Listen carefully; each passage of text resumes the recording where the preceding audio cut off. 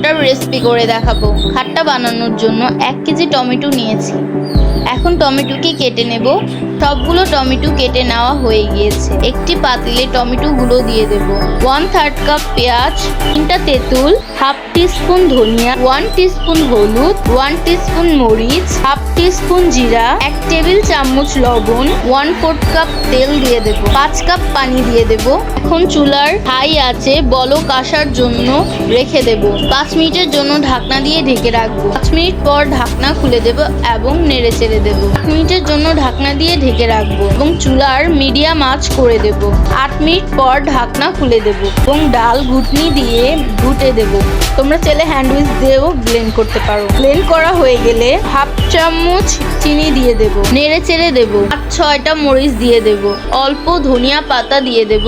নেড়ে চেড়ে দেব। একটি কড়াইয়ে 2 টেবিল চামচ তেল দিয়ে দেব। তেল গরম হয়ে গেলে হাফ চামচ জিরা দিয়ে দেব। জিরার ফ্লেভার বের হলে 5-6টা শুকনো মরিচ দিয়ে দেব। 1 টেবিল চামচ রসুন কুচি, 1 টিস্পুন পেঁয়াজ কুচি দিয়ে দেব। নেড়ে চেড়ে দেব। বাদামি হয়ে আসলে টমেটোর টক দিয়ে দেব এবং নেড়ে চেড়ে দেব। এখন চুলার হাই আছে একটা বলক দিয়ে দেব।